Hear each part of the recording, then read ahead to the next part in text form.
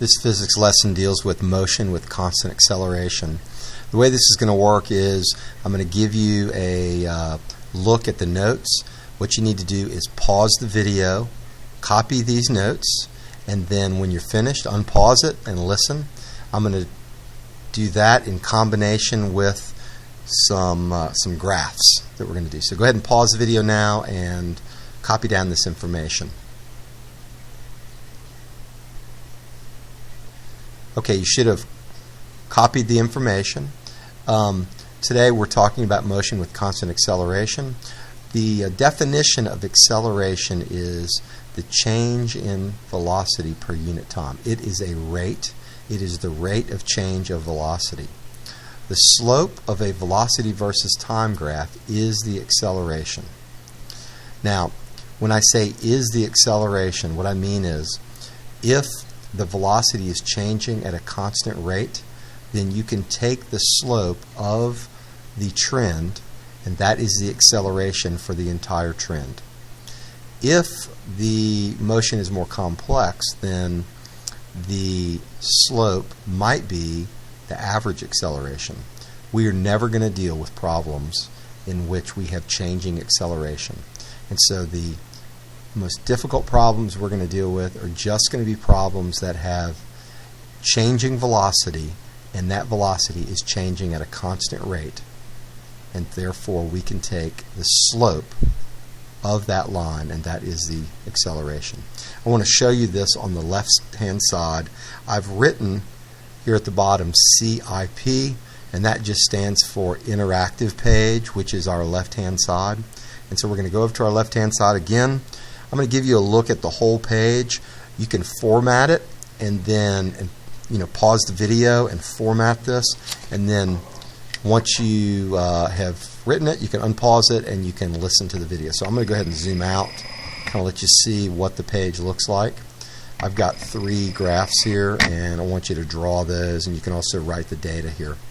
We're going to draw 3 different velocity versus time graphs. Go ahead and pause the video and draw these on your page.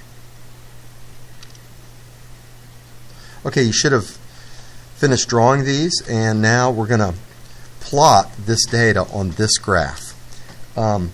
We have some time data and we have some velocity data, so I'm going to break the time up into even increments on the x-axis.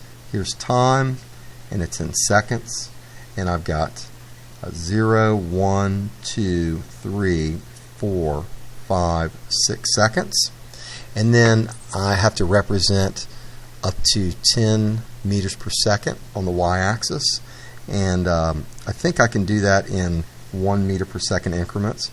So I'll have 0, and then 1, 2, 3, 4, 5, 6, 7, 8, 9, and 10. Alright, so I want to plot this data. Let me zoom in a little bit so you can see this better. I'm going to plot the data, and at 0 seconds, which is not on this data chart, I've got 0 velocity. At 1 second, I've got 2. At 2 seconds, I've got 4. At 3 seconds, I don't have data, but at 4 seconds, I have 8. And at 5 seconds, I have 10. So it looks like a linear trend. I'm going to go ahead and draw my trend line. And lo and behold, I do have a trend. It's a linear trend. This is the trend of velocity versus time, and we just said that when the velocity is changing at a constant rate, which this is, the slope of the line is equal to the acceleration at any place on the line, and that is delta V divided by delta T, the acceleration. In this case, we can pick 2 points on the line to find the acceleration, and I'm going to pick this points 5 seconds and 10 meters per second, and 4 seconds and 8 meters per second.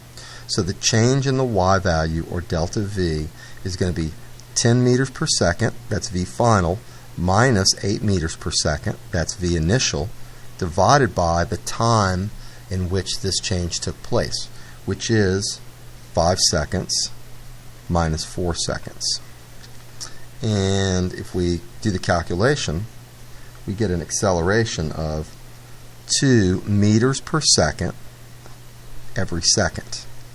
Now, if you do the math on the units, 2 meters per second is the same thing as 2 meters per second squared.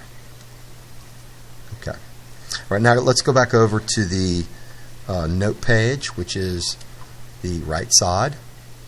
And let me give you a look at the next part of the notes. Go ahead and pause and write the notes and then come back. Now, we studied the area under the curve of a velocity versus time graph, and we said that this is the displacement if the velocity is constant. And so let's go and do an example of that, and we'll go back over to the interactive side, IP. And we're going to note this using variables instead of using numbers. I've got time on my x-axis.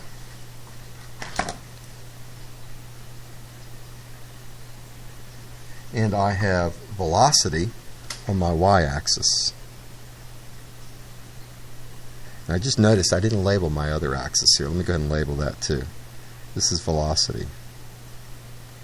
And we want to put that in meters per second up here.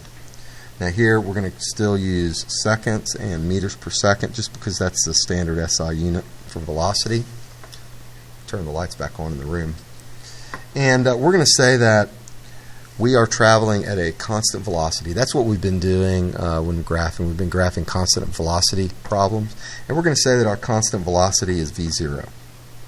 Okay?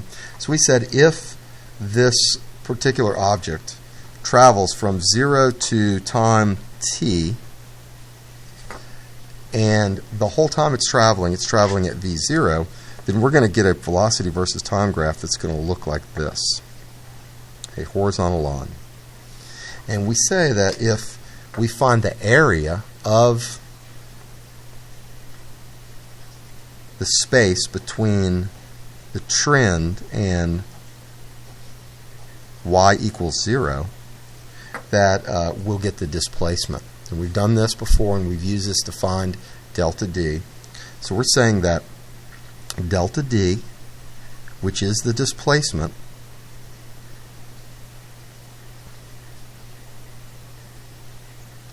is going to be equal to the area. And that area is v0 minus 0, which is just v0, that's the height, multiplied by t minus 0, which is t. So delta d, or the displacement, is equal to v0 times t. And we've already used this. Okay, let's go back over to the note side. And go ahead and copy this part of the notes.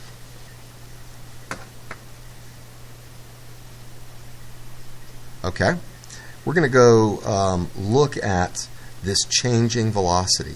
If we have a constant changing velocity, which is the only type of, or the most complicated motion we're going to deal with, is velocity that is changing at a constant rate, then we can plot this.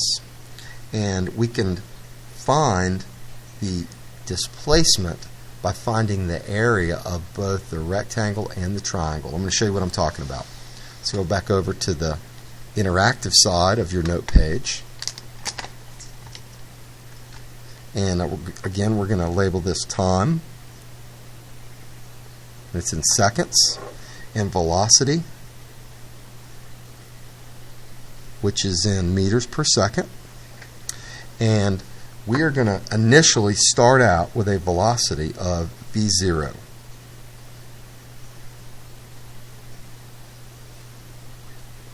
And that v0 is going to change to v1.